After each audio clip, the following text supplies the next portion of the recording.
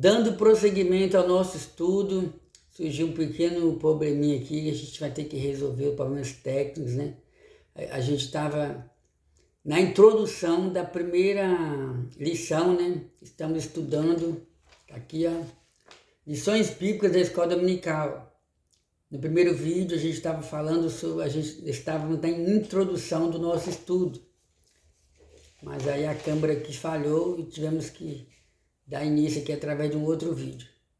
Aí nós lemos o texto bíblico, né? Atos dos Apóstolos, capítulo 2, versículo 1 e 2 e também versículo 37 e 38. O tema do estudo de hoje é a origem da igreja.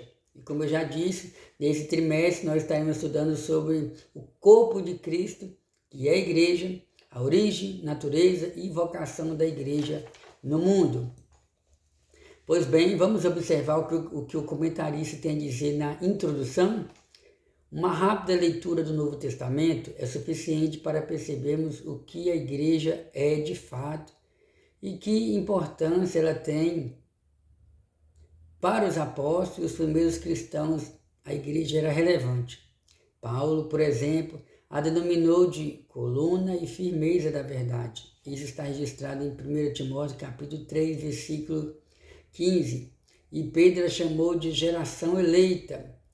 Isso aí está em uma das cartas do apóstolo Pedro, 1 Pedro capítulo 2, versículo 9. Nessa lição mostraremos o que a Bíblia de fato revela sobre a igreja de Deus.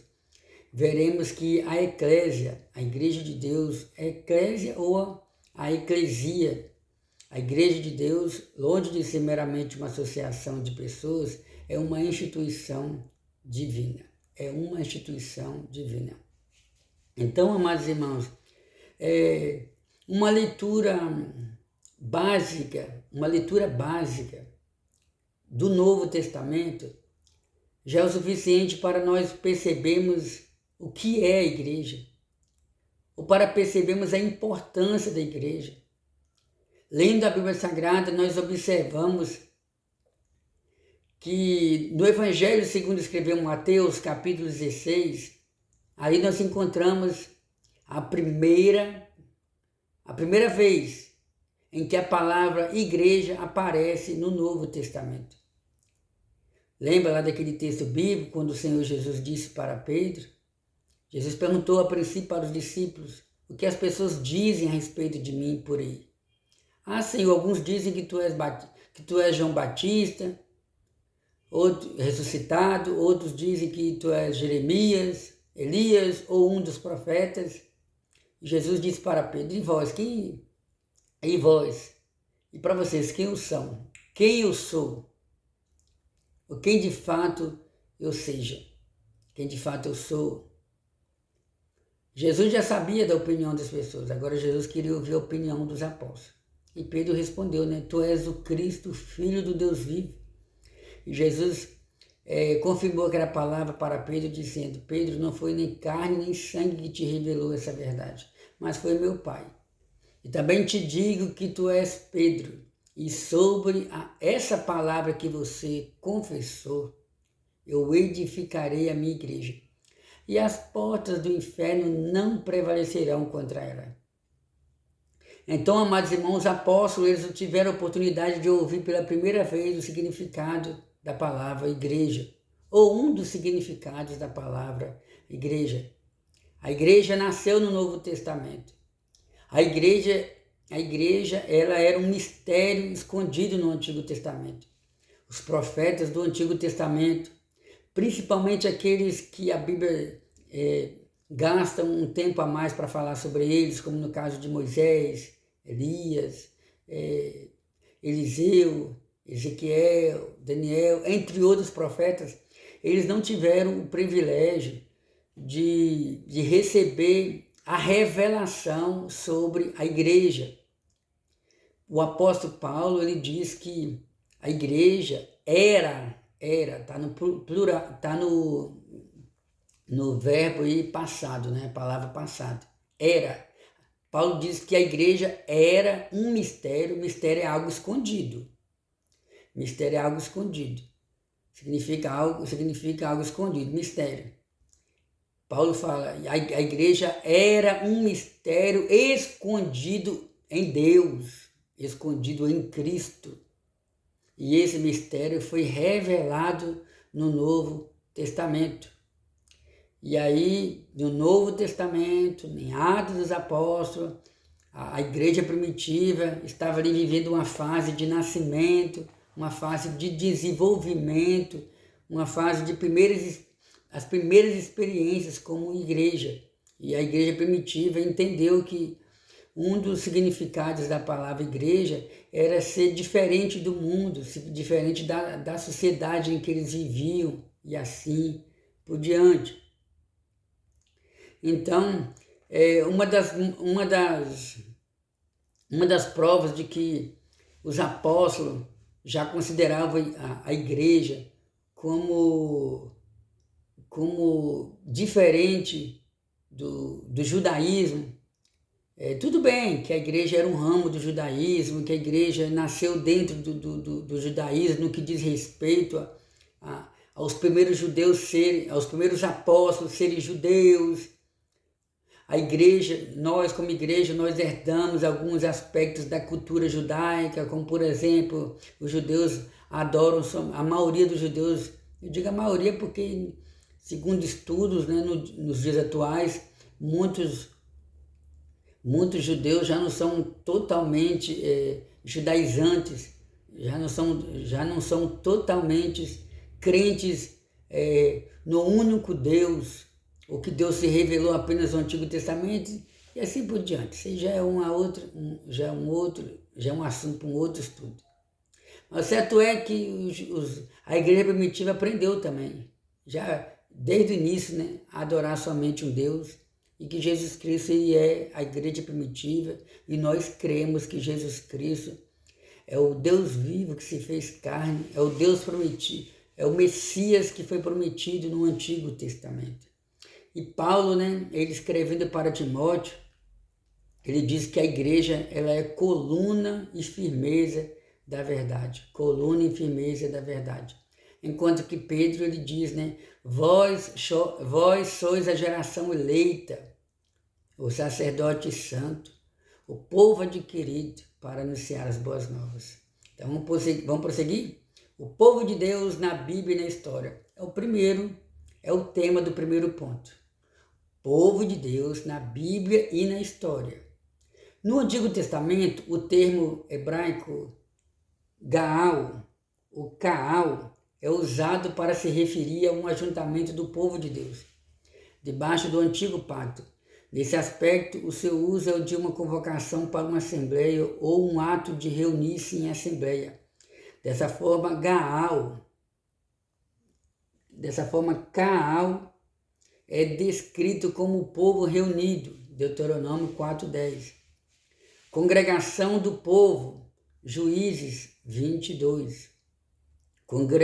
Multidão, isso está em 1 Samuel 17:4-7. Grande ajuntamento, Neemias 5:7. O termo Kaal, portanto, no contexto do Antigo Testamento, se refere ao Israel étnico, uma nação que se juntava ou reunia tanto com fins culticos ou não.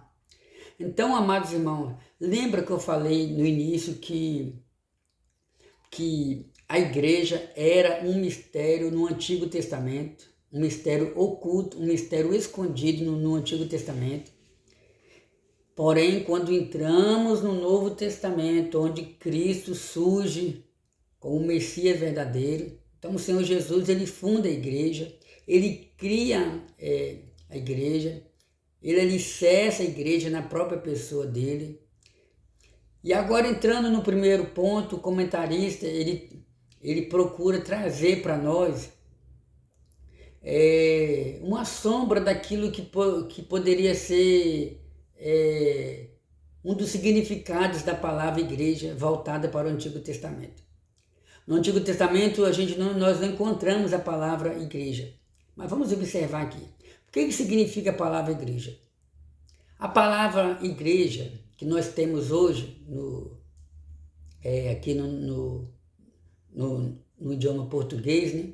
Não só no português, Mas vamos lá, vamos observar. A palavra igreja, ela é de origem grega. E a palavra igreja, no grego, significa eclésia ou eclesia. E a palavra eclesia significa tirados de dentro para fora. Tirados de dentro para fora. Então era normal, nos tempos bíblicos, né? Era normal algumas pessoas que eram diferentes, algumas pessoas que tinham capacidades diferentes, algumas pessoas que eram chamadas para alguma responsabilidade, para alguma função, para algum tipo de trabalho, para serem representantes de alguém, de algum grupo. Essas pessoas, elas eram tiradas de dentro para fora, de dentro para fora, com a finalidade de exercer alguma função, ou responsabilidade, de representar alguém e assim por diante. Então, igreja, o que é igreja? A igreja somos nós. Igreja é um povo que foi tirado dentro de um povo. A palavra do Senhor nos diz que Deus nos tirou das trevas para a sua maravilhosa luz. Das trevas para a sua maravilhosa luz. Então, eclésia é isso aí. A palavra eclésia significa igreja, tirado de dentro para fora. Nós estamos no mundo. Nós estamos no mundo. Mas nós não pertencemos mais ao mundo. Deus nos tirou de dentro do mundo das trevas, de dentro do mundo da escuridão. Deus nos tirou do mundo de opressão, nos tirou para fora. Deus nos libertou. Hoje nós vivemos como cidadãos da terra, mas também como cidadãos dos céus.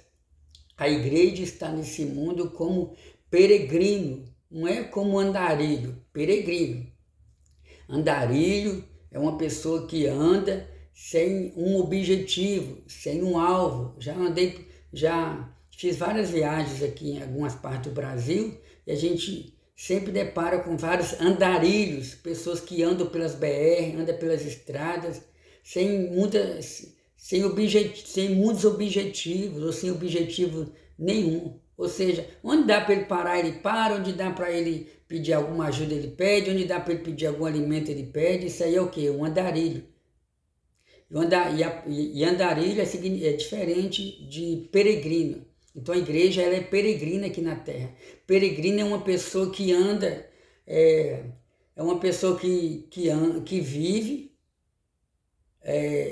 que decide fazer uma viagem, ele sabe para onde ele vai, ele sabe qual rota que ele deve seguir, ele sabe por onde ele deve andar, ele sabe o que ele deve fazer, ele sabe o que ele deve falar, ele sabe como chegar, ele sabe onde chegar. Então esse aí é o peregrino. Então a igreja de Cristo, a palavra do Senhor nos mostra que nós como igreja, nós somos peregrinos nesse mundo. Ou seja, nós estamos caminhando rumo a um destino. E que destino é esse? O destino é a Nova Jerusalém.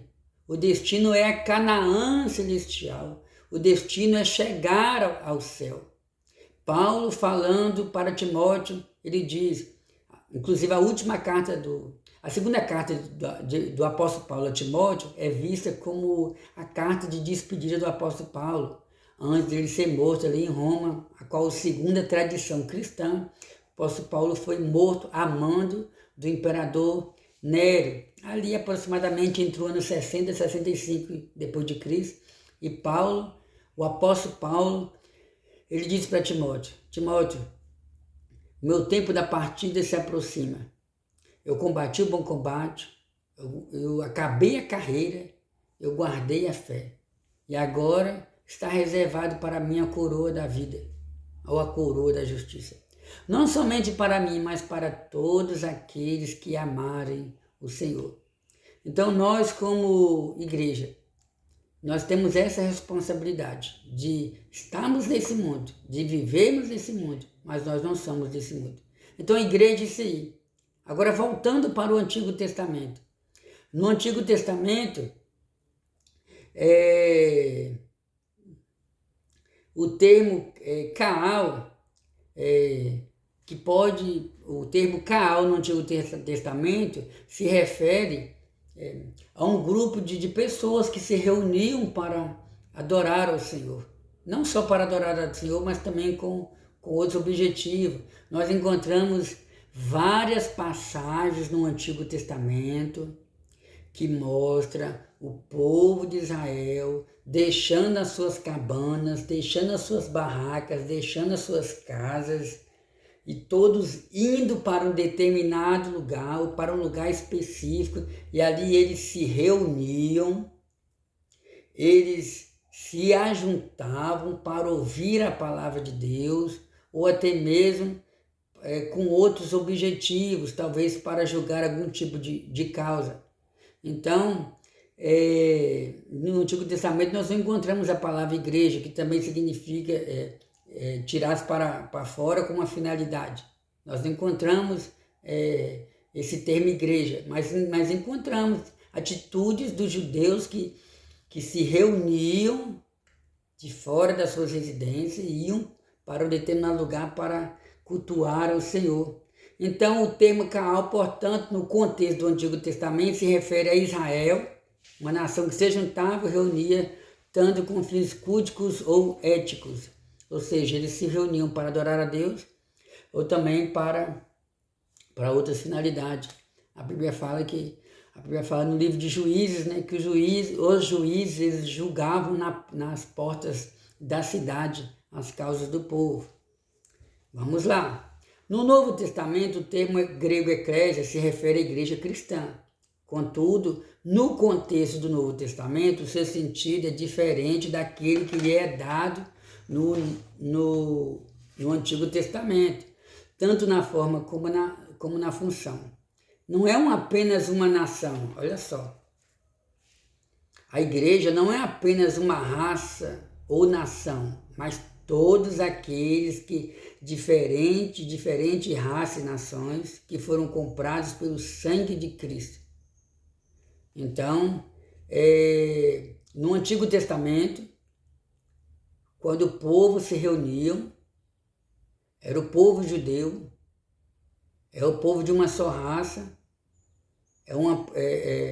era somente o povo de Israel.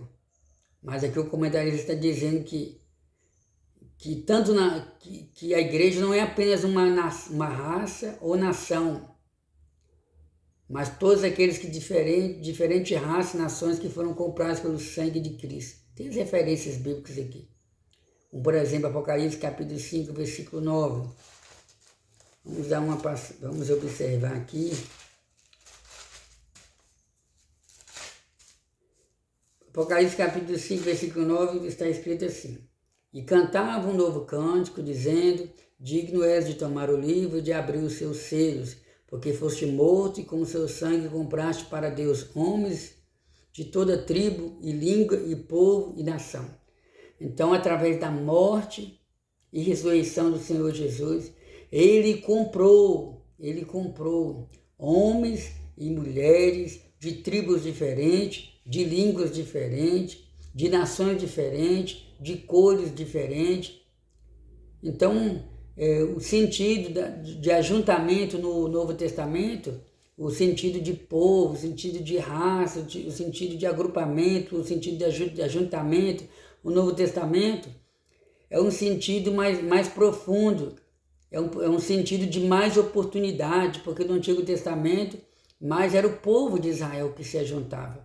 E o gentil, se ele quisesse fazer parte, existia todo um processo. Aquele que não era judeu, se quisesse fazer parte do povo de Israel, existia toda uma burocracia, como, por exemplo, teria que passar pelo processo da circuncisão, adorar somente o Deus de Abraão, Isaac e Jacó, e assim por diante. Quando entramos no Novo Testamento, desfrutamos de maiores privilégios, a salvação. Agora a salvação ela é pregada de uma forma mais maior no que diz respeito à oportunidade. Agora Deus chama judeus, gentios, ou seja, gregos, chama todos para fazer parte da igreja. Assim, o seu sentido no Novo Testamento é majoritariamente sacro, isto é, de uma assembleia de crentes que se ajuntaram para adorar ao Senhor. Não é apenas, tem até uma referência aqui em Atos dos Apóstolos, capítulo 12, versículo 1, vamos observar o que o evangelista Lucas, que foi o escritor de Atos, tem a nos dizer através desse texto bíblico que o comentarista colocou. Atos capítulo 12, versículo 5, Pedro, pois, era guardado na prisão, mas a igreja fazia contínua oração por ele a Deus. E também Atos 13, 1. Na igreja que estava em Antioquia havia alguns profetas e doutores, a saber, Barnabé, Simeão, chamado Níger, e Lúcio, com Cirineu e Manaém, que foram criados com Herodes, o tetrarca, e Saulo. Então são dois textos bíblicos usados para mostrar que a igreja do Novo Testamento já se refere mais a um grupo de irmãos, a um grupo de pessoas que se reuniam com o objetivo de adorar ao Senhor. A Bíblia fala que Pedro ele estava preso, e enquanto ele estava preso, a igreja fazia contínuas orações a Deus para Deus libertar Pedro. Isso aí foi na ocasião em que Deus operou um grande milagre ali. Deus usou muito o apóstolo Pedro em Atos dos Apóstolos. Lembra lá, Atos 3, quando Pedro e João foram na Porta Formosa, oraram por aquela pessoa, aquele homem foi curado, e aquilo ali agradou o Senhor, agradou muitos cristãos, mas provocou também os judeus que não acreditavam que Cristo era o Messias. Mas enquanto Pedro estava preso, a igreja estava reunida na casa de João Marcos, orando ao Senhor. Em Atos capítulo 13, a partir do versículo 1, a palavra do Senhor nos diz que na cidade de Antioquia, os crentes estavam reunidos buscando ao Senhor. E ali tinha vários profetas, doutores, que no caso aí é mestres, apóstolos, pastores. Então a igreja é isso aí. A igreja é mais do que um ajuntamento de pessoas. A igreja é a reunião do povo santo, do povo do Senhor. Assim, aí vamos prosseguir. Não é apenas um ajuntamento de pessoas, mas uma assembleia, uma reunião de crentes regenerados. Oh, glória a Deus! Oh, glória a Deus! Então, no passado, no Antigo Testamento, a qual nós não encontramos a palavra eclésia, mas nós encontramos a palavra kaal, que significa um ajuntamento de pessoas, que significa quando o povo de Israel se juntava para cultuar a Deus, e muitas das vezes com outras finalidades também. No Novo Testamento nós já encontramos o povo ajuntado, o povo junto, mas era mais do que um povo ajuntado, era uma assembleia, era uma reunião onde o povo se reunia para cultuar a Deus. E não era apenas um ajuntamento de pessoas, não era apenas uma reunião de crentes, era uma reunião de pessoas regeneradas pelo Espírito Santo. E assim também nós que cultuamos ao Senhor nosso Deus, nós quando nos reunimos no templo para cultuar ao Senhor, quando nos reunimos nas praças ou em casa através de um estudo bíblico, dependendo do lugar, ali está presente mais do que um ajuntamento de pessoas, mais do que uma multidão. Ali está uma reunião de homens e mulheres que foram regenerados pelo Espírito Santo. Pessoas que nasceram de novo, como está escrito em João capítulo 3, a partir do versículo 1. Glória a Deus nas alturas. Então, que se reuniram para adorar a Deus. Jesus, por exemplo, usou o termo eclésia com um sentido exclusivo, o povo adquirido pelo seu sangue. Desta forma, o uso paulino de eclésia nas suas cartas significa sempre a comunidade dos salvos. Assim, vemos Paulo saudando a igreja. 1 Coríntios, vamos ver como era uma das saudações do apóstolo Paulo, e aqui dentro do contexto do estudo, como Paulo saudava os amados irmãos.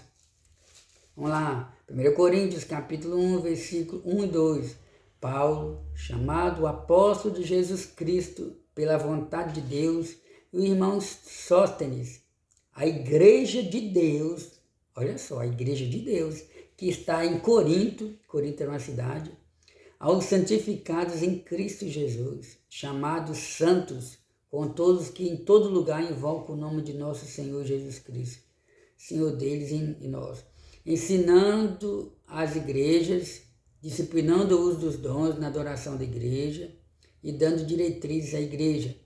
Então, isso aqui são textos bíblicos que mostram como que o apóstolo Paulo, ele via a igreja, cumprimentava a igreja, saudava a igreja. Terceiro subponto do primeiro ponto, na história cristã. Há quem creia que a igreja subsiste governada pelo sucessor de Pedro e pelos bispos em comunhão com ele. Isso aqui é um erro gravíssimo de interpretação bíblica. Não acho que não tem nem muita necessidade de entrarmos nesse texto aqui, né? Nesse tema, na história da igreja. O comentarista já inicia falando que há quem pense, há quem acredite que a igreja, ela é liderada por alguém, por algum líder, que chegou aonde está através do primeiro Papa, do primeiro líder, que no caso foi Pedro, e que aí teve a sucessão dos líderes da igreja. É um erro gravíssimo, porque a Bíblia, em parte nenhuma da Bíblia Sagrada, nós encontramos, não existe nenhum texto na Bíblia Sagrada que mostra que o Senhor Jesus Cristo, ele edificou a igreja, ele construiu a igreja, ele alicerçou a igreja sobre a pessoa de Pedro. Pelo contrário, o próprio Pedro, ele diz que a igreja ela é alicerçada sobre Cristo, a pedra angular, a pedra principal, a rocha, aleluia.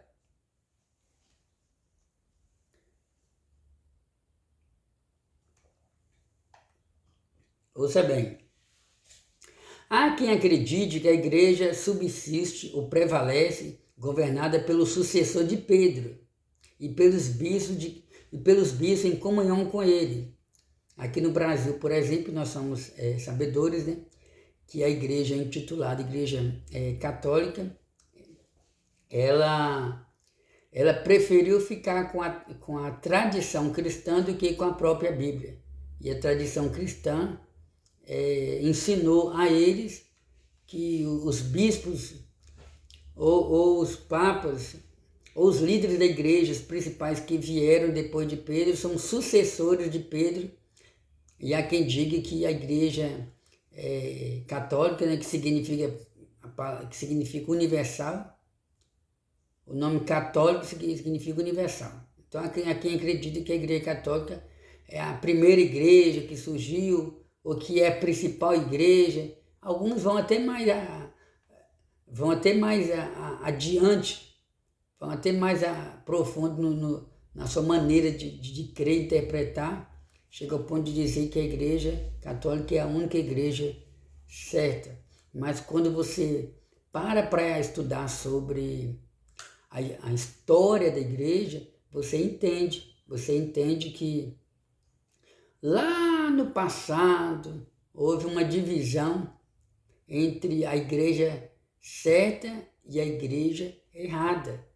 Eu aconselho você, se você tiver um tempinho, depois você estuda um pouco sobre a história da igreja cristã, que no princípio era uma igreja sadia, uma igreja dedicada a Cristo, dedicada aos ensinamentos dos apóstolos de Cristo, dedicada aos ensinamentos dos discípulos dos apóstolos, dedicada a chamados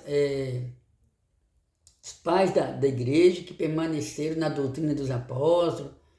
Aí quando no ano 313 a igreja cristã ela é considerada a principal religião ali do Império Romano, quando na época de Constantino, né? Há quem diga que Constantino, que era o imperador de Roma na época, né? Há quem diga que ele se converteu, e ao se converter ele então coloca o cristianismo como a principal religião do Império Romano. E automaticamente o Império Romano começou a beneficiar financeiramente, materialmente a igreja. Aí muitos passaram a frequentar a igreja com a finalidade de serem abençoados, no sentido de serem beneficiados com alguma ajuda que o governo dava. E automaticamente foram entrando falsas doutrinas, porque nem todo mundo era regenerado dentro da igreja, e houve a divisão. Então, tanto houve a divisão que de lá para cá existiu várias reformas, vários homens tentaram fazer uma reforma dentro da igreja, no sentido de voltar à doutrina dos apóstolos, no sentido de mostrar que nós não somos salvos pelas nossas atitudes, pelos nossos atos de justiça, ou porque cremos na reencarnação, ou porque cremos no purgatório, ou porque ajudamos o próximo. Várias reformas foram feitas nesse sentido.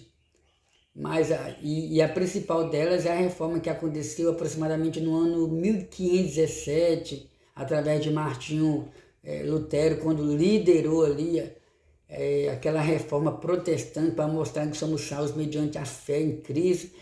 Mas a igreja, no decorrer do século, teve altos e baixos, e hoje a gente vê que existe a igreja conhecida como igreja protestante, como igreja cristã, como igreja evangélica, que são aqueles mais dedicados a Cristo, que adoram somente a Cristo.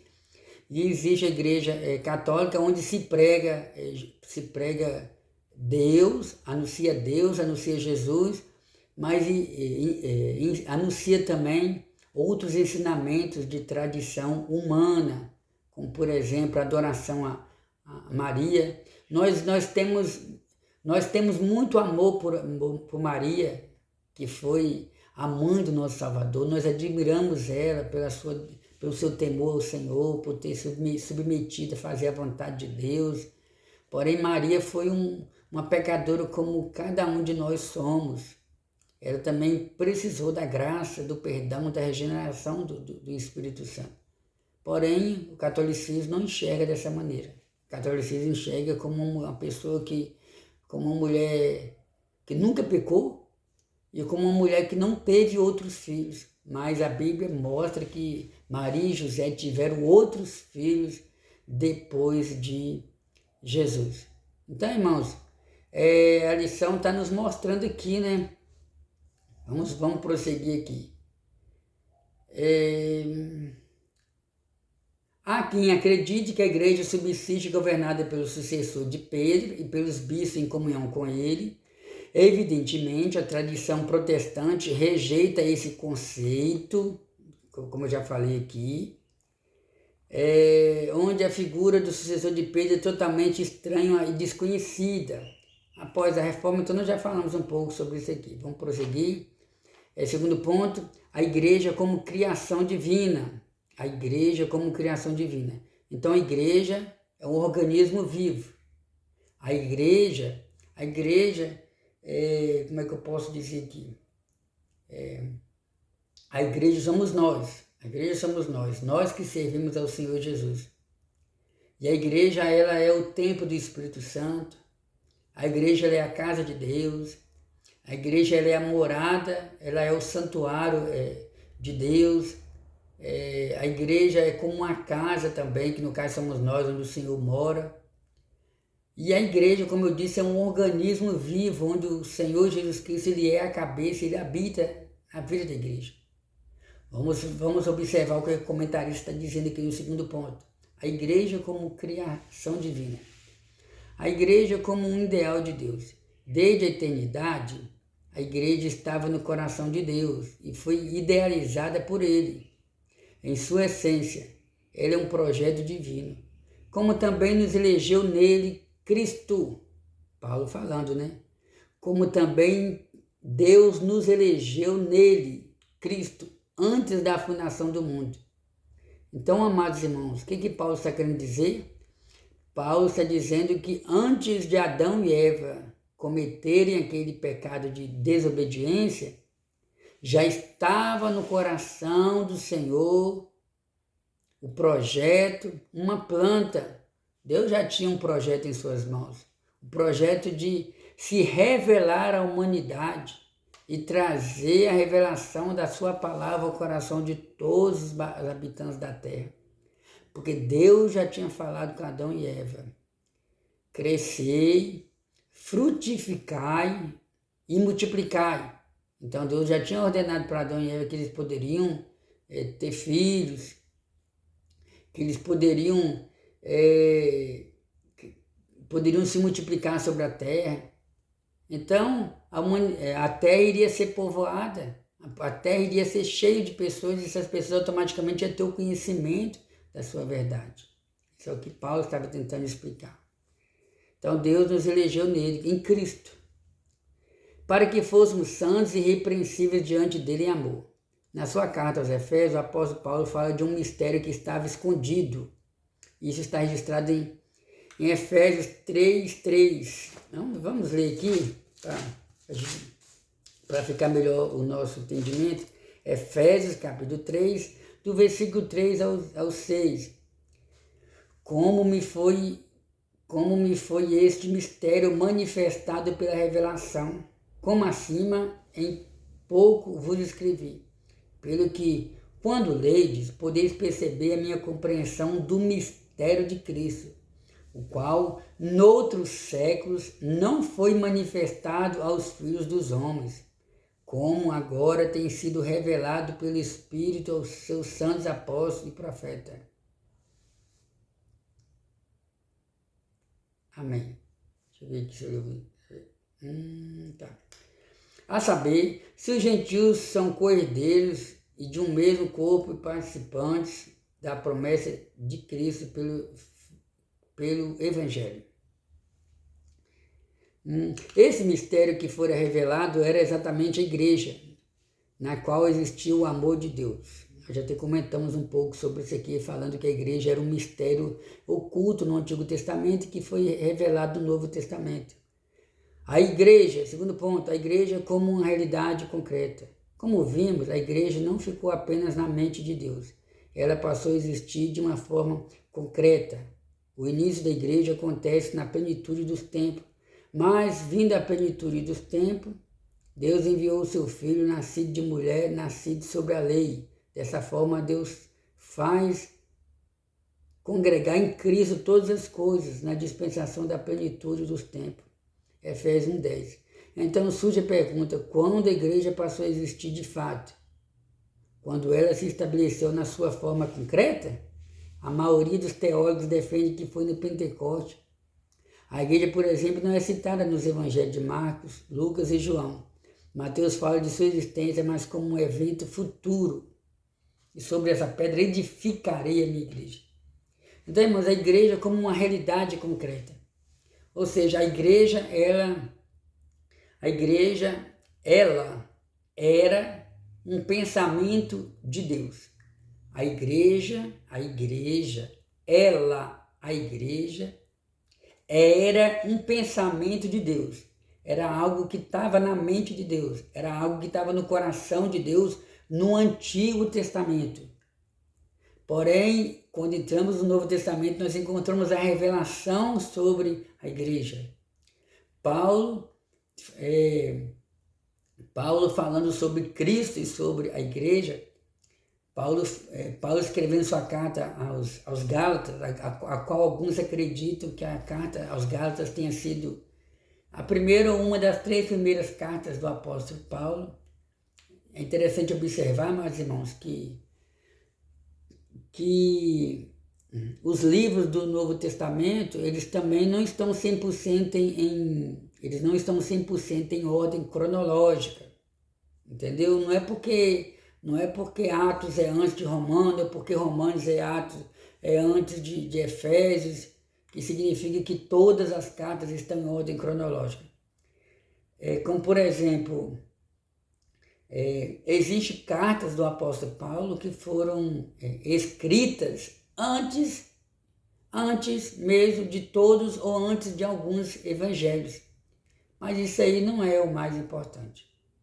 Mas é importante nós observarmos aqui que Paulo ele escreveu para os Gálatas dizendo que vindo a plenitude dos tempos, ou na plenitude dos tempos, Deus enviou o seu Filho, nascido de mulher, nascido debaixo da lei, Jesus Cristo. Quando Paulo fala nascido de mulher, está se referindo a Maria, onde o Espírito Santo gerou, onde o Espírito Santo, no ventre de Maria, fez nascer um menino, Jesus, o Deus vivo, que se fez carne e habitou entre nós. Quando Paulo fala a plenitude dos tempos, Paulo está querendo dizer que Deus preparou tudo. Deus preparou uma lei que foi dada ao povo de Israel. Deus preparou Deus preparou os romanos, que segundo os historiadores, o Império Romano, eles se preocuparam muito com essa área de fazer com que as pessoas tivessem livre acesso ao Império Romano através da construção de estradas, através como é que eu posso dizer, através das suas leis, através dos seus benefícios aos cidadãos romanos, né? Alguns até chamam de vias, né? Estradas. Isso aí contribuiu também para a pregação do Evangelho. Deus preparou um idioma que foi um idioma grego, que nós aprendemos que o idioma grego se tornou o maior idioma da época, dos tempos bíblicos, sabe? Tinha o hebraico, que era o idioma dos judeus, tinha o aramaico, né? Que foi um idioma onde alguns judeus herdaram quando moraram ali em Babilônia, naquele período de 70 anos. Tinha como é que eu posso dizer? O latim, que era também um idioma ali falado entre os romanos. E tinha o grego, que mesmo que o Império Grego já não existia mais naquela época, porém o Império Romano ele deixou para as suas gerações essa riqueza que foi o idioma grego e a filosofia, né? Como a gente estuda e aprende que a filosofia tinha bastante destaque naquela época, né? O grego, como nós aprendemos, o idioma grego naquela época era como se fosse o idioma inglês nos dias atuais. O idioma grego era o idioma mais falado daquela época. Era ao mesmo tempo o idioma de comércio. É um idioma onde as pessoas, onde chegavam, se tivesse um pouco de grego, ficava mais fácil para se relacionar com as pessoas. Da minha forma, é o inglês nos dias atuais, onde as pessoas que falam pelo menos o básico do inglês, quando chegam em outros países, né? Não sabem o idioma daquela cidade, daquele país, mas se souber falar pelo menos um pouquinho básico do inglês, já vai ajudar a pessoa a dar os primeiros passos naquele outro país. Então Paulo fala que vindo a plenitude dos tempos, Deus envia o Senhor Jesus. Então, a igreja ela era um mistério escondido em Cristo. E prosseguir, a igreja como uma realidade. Então a igreja ela é uma realidade. Ela foi fundada pelo Senhor Jesus. Então, porém, existe a interrogação, existe a pergunta: quando que se originou a igreja? Quando que surgiu a igreja? Quando que a igreja nasceu? São perguntas que nem sempre nós temos a resposta 100%. Mas nós podemos chegar perto da resposta, podemos chegar perto da verdade. Como, por exemplo, o comentarista da revista, ele diz que Mateus, que é o primeiro evangelho, Marcos e Lucas, eles não falam sobre, eles não usam a palavra igreja. Marcos, ele citou aqui, parece que é Marcos, Lucas e João. Deixa eu ver aqui se ele citou aqui. Cadê? Pois é.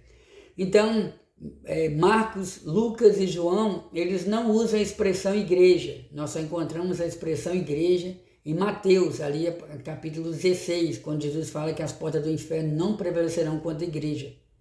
Então, ali, nós encontramos a expressão que aponta para o futuro, não prevalecerão contra a minha igreja. Vamos observar aqui que aponta para o futuro.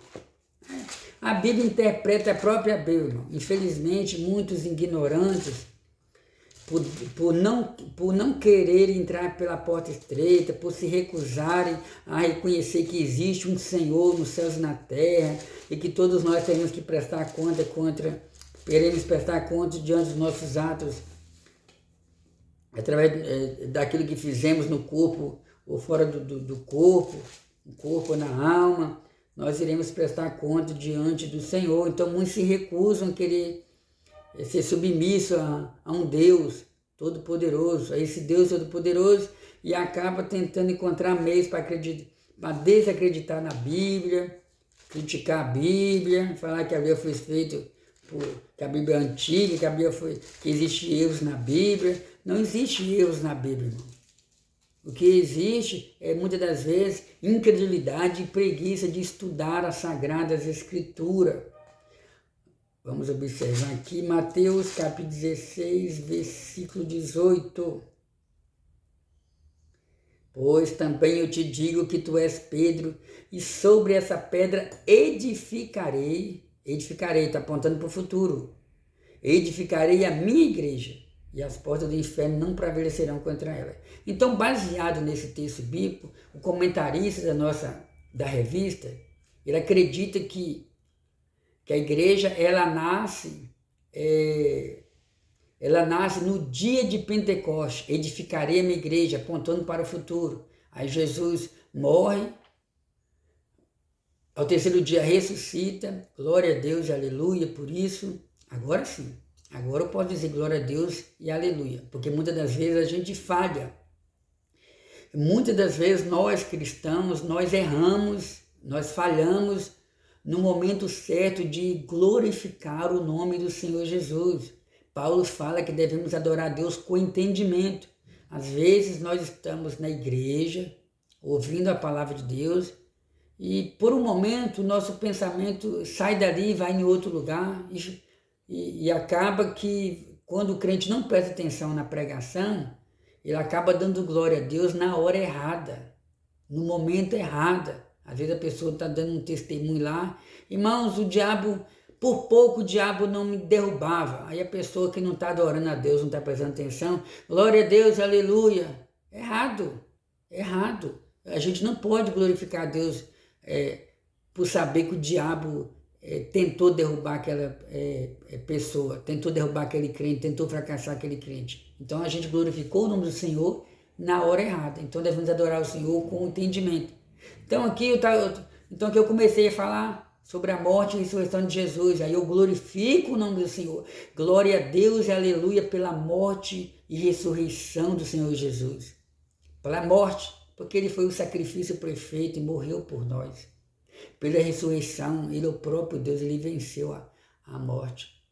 Ressuscitou, ficou 40 dias com os seus discípulos. Isso está registrado em Atos dos Apóstolos, capítulo 1, ali a partir dos primeiros versículos.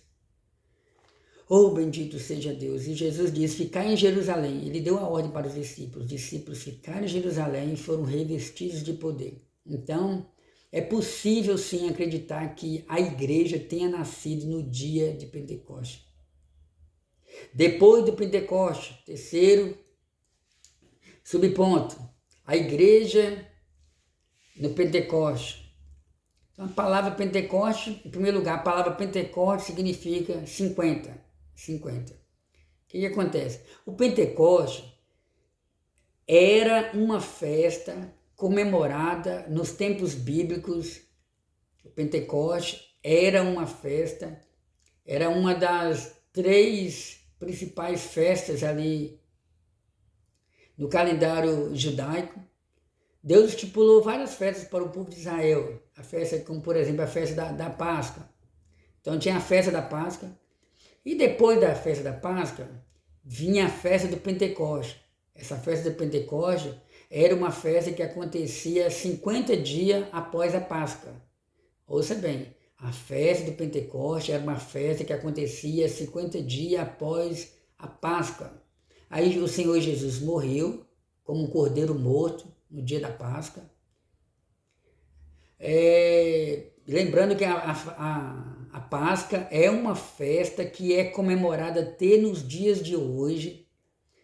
A Páscoa é uma festa onde os judeus comemoram a libertação que o Senhor Jeová trouxe para o povo de Israel, quando tirou eles lá do Egito e abriu o mar se abriu, e Deus ordenou que todo ano o povo de Israel comemorasse a Páscoa em lembrança também, em gratidão a Deus, em lembrança ao livramento que o Senhor deu para o povo de Israel.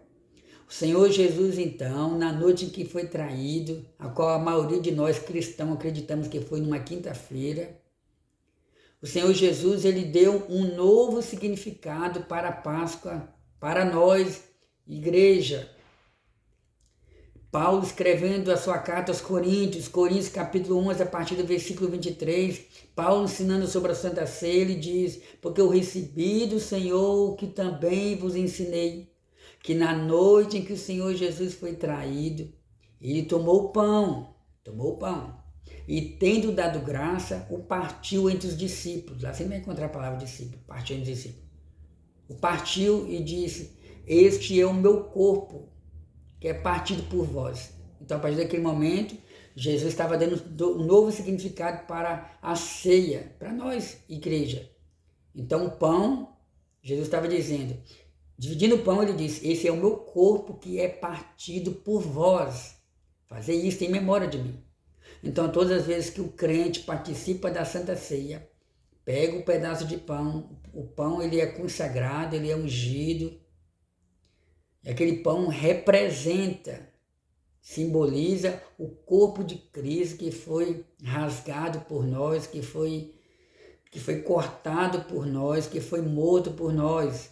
Jesus, no Evangelho segundo João, ele disse: aquele que não comer da minha carne, esse não tem comunhão comigo. E no mesmo capítulo de Coríntios, capítulo 11, a partir do versículo 3, Paulo fala: semelhantemente, após partir o pão, o Senhor pegou o cálice, deu aos apóstolos e disse: tomai e bebei, esse é meu sangue que é derramado por vós. Fazei isso em memória de mim. Então, toda vez que pegamos o cálice, que no caso é um copinho, com um pouquinho de suco de uva, e tomamos, aquele suco de uva simboliza, após a oração da igreja, simboliza o sangue do Senhor Jesus que foi derramado pela igreja. Então, amados irmãos, então aí vem mais falando sobre as festas judaicas, a Páscoa.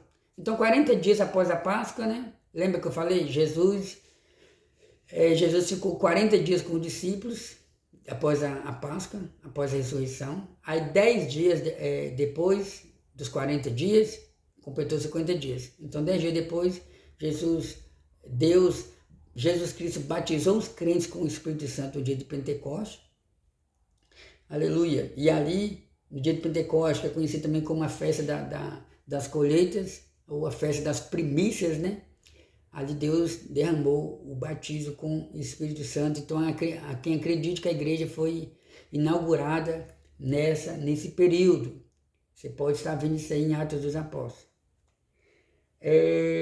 Dessa forma, a igreja existia apenas no coração e na mente de Deus. Se tornava uma realidade concreta quando o Espírito Santo é derramado no Pentecoste após a ressurreição do Senhor Jesus.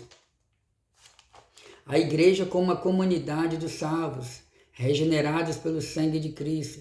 Do Pentecoste, o apóstolo Pedro disse: arrependei-vos e cada um de vós seja batizado em nome de Jesus Cristo para perdão dos pecados. Olha que bênção. Devemos se devemos ou se queremos fazer parte da Igreja de Cristo, precisamos nos arrepender dos nossos pecados, pedir perdão ao Senhor, pedir ao Senhor para escrever o nosso nome no livro da vida, pedir ao Senhor para lançar os nossos pecados no mar do esquecimento, pedir o Espírito Santo que venha fazer morada em nossas vidas e assim por diante. Com essas palavras, então no dia de Pentecostes perguntaram para Pedro o que devemos fazer. Pedro disse: arrependei-vos e cada um seja batizado. Então a igreja como a comunidade dos salvos. Com essas palavras o apóstolo Pedro estava dizendo como se dá o ingresso de uma pessoa na igreja, ou seja, por meio do arrependimento e do batismo. Selados segundo o subponto, aqui do terceiro e último ponto, selados pelo Espírito Santo. Já foi dito que a igreja tem sua origem no dia de Pentecostes. Por meio do Espírito de Deus, somos batizados no corpo de Cristo. Tá vendo, irmão? Por meio do Espírito de Deus, somos batizados no corpo de Cristo. Somos ingressados no corpo de Cristo. Tá vendo aqui, ó? Através do Espírito Santo, somos batizados no corpo de Cristo. Jesus disse que eu vou para o Pai e vou rogar ao Pai, vou pedir ao Pai que envie o Consolador. Jesus foi e enviou o Consolador. O Espírito Santo habitará em vós. O Espírito Santo é o único que convence o homem do juízo, da justiça e do pecado. Então, amados irmãos, o Espírito Santo, ele é o responsável. A Paulo aqui diz, por meio do Espírito de Deus, somos batizados no corpo de Cristo. Então, por meio do Espírito Santo, o crente ele é agregado no corpo de Cristo. Por meio do Espírito Santo, o crente passa a fazer parte do corpo de Cristo. Lembra que a lição está mostrando que a igreja como o corpo de Cristo? Nós somos o corpo de Cristo. Cristo é a cabeça. Cristo é a cabeça. E nós somos o corpo de Cristo no que diz respeito a Cristo morar em nós. No que diz respeito a Cristo guiar a igreja, dominar a igreja, sustentar a igreja. Então passamos a fazer parte dela. É exatamente isso que o apóstolo Paulo diz aos Coríntios na sua primeira carta, pois todos nós fomos batizados em um Espírito, formando um corpo, quer judeus, quer gregos, quer servos, quer livres, e todos temos bebido de um Espírito. Oh, aleluia! Jesus, ele é a água da vida. Só ele tem poder para saciar a nossa sede espiritual. E hoje, a igreja de Cristo, ela é formada por judeus convertidos ao cristianismo, por gregos, se refere aos gentios. Então, ele é formado por servos, por ricos, pobres, quem tem e quem não tem, quem pode e quem não pode, seja livre, seja escravo, qualquer pessoa nesse mundo que se arrepender dos seus pecados e reconhecer o Senhor Jesus Cristo como o único Salvador, essa pessoa passa a fazer parte do corpo de Cristo. O batismo de Cristo e do Espírito Santo. O apóstolo Pedro, que exortou os presentes no dia de Pentecostes a se arrependerem, também disse, e recebereis o dom do Espírito Santo. Assim, podemos afirmar que Cristo batizou os crentes com o Espírito Santo e com fogo, um batismo de capacitação. Isso está em Atos dos Apóstolos. O batismo com o Espírito Santo é quando o Senhor Jesus, ele derrama um revestimento de unção sobre o crente começa a falar em línguas estranhas. Existem irmãos que acreditam que Deus não batiza mais com o Espírito Santo nos dias atuais e que o batismo com o Espírito Santo ficou apenas para a igreja primitiva. Mas nós não encontramos nenhum texto bíblico que nos fala sobre isso. Mas nós encontramos sim a palavra que diz que os sinais seguirão aos que creem. Em meu nome falarão novas línguas, expulsarão demônios e assim por diante. Glória a Deus. Cadê aqui? Enquanto o Espírito Santo os batizou no corpo de Cristo.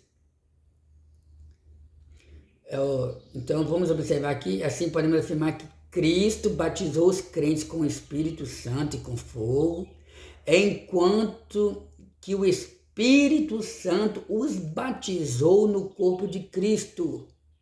Um batismo de iniciação formando a igreja. Como já falei aqui, está também em Atos. 1 Coríntios 12, 13. Então, finalizando o nosso estudo, vamos ler a conclusão. Nessa lição, vimos como surgiu a igreja, fundada por Jesus Cristo. Ela existiu primeiramente no plano de Deus até se estabelecer no Novo Testamento. Após a morte e ressurreição de Cristo e a infusão dos cristãos no corpo de Cristo por meio do Espírito Santo. A igreja, portanto, não foi idealizada por homem algum, mas nem tampouco está fundada sobre teses humanas. O seu fundamento é Cristo, que é a cabeça da igreja. Por isso é um privilégio fazer parte da igreja, o corpo de Cristo. Oh, glória a Deus! É um privilégio muito grande fazer parte da igreja de Cristo. Você que está assistindo esse vídeo, você que está ouvindo a palavra do Senhor, eu não te conheço, não sei como é a sua vida espiritual, mas eu quero te dizer, se porventura você ainda não teve encontro com o Senhor Jesus, eu convido você. Chegue mais perto de Deus. Abra o seu coração para Deus. Seja humilde. Reconheça que você depende de um Criador. Reconheça que esse vazio que existe na sua alma, ela não é preenchida pelas coisas dessa vida. O homem pode ter dinheiro, pode ter um bom trabalho, pode ter uma vida de sucesso. O homem pode ter uma família bem-sucedida. A mulher pode estar cercada de bons amigos, mas se não tiver o Espírito Santo morando dentro de você, você sempre vai sentir falta de algo. E muitas das vezes, esse vazio que você sente na sua alma, não é porque você tem sido um péssimo pai de família, uma má mãe de família, é porque a sua alma, o seu espírito carece de algo que esse mundo não tem. Você precisa de algo que vem do céu, o Deus Todo-Poderoso. Eu vou orar por você, querido Deus, em tuas mãos eu apresento, Pai. Essa pessoa que está ouvindo essa palavra, em nome de Jesus, eu peço que abençoe ela, perdoa os seus pecados, venha curar ela de toda doença se ela tiver. Venha cuidar da família, venha iluminar a mente dela, venha quebrar as cadeias espirituais, em nome de Jesus. Papai, venha fazer essa pessoa fazer parte da igreja de Cristo, a igreja vai morar no céu. Nos ajuda, meu Deus, a valorizar esse privilégio de fazer parte da igreja do Senhor. Amém. Graças a Deus que nos dá vitória por intermédio de Cristo. Chegamos ao final do nosso estudo. Quero lembrar os irmãos que já estou vindo aí com um novo estudo da nossa revista bíblica dominical. Nos vemos, nos encontramos e ao mesmo tempo você está convidado a assistir o próximo vídeo que nós estaremos dando prosseguimento às nossas lições. Que Deus te abençoe. Comente aqui de onde você é. Eu falei que nos vemos, mas eu quero corrigir aqui, não é que nos vemos, porque tem alguns irmãos que eu conheço pessoalmente, mas podemos sim ter uma nova oportunidade. Você daí, eu daqui, a gente vai estar estudando a palavra do Senhor, nosso Deus. Amém? Se inscreva no nosso canal, até o nosso próximo encontro, que Deus te abençoe em nome de Jesus.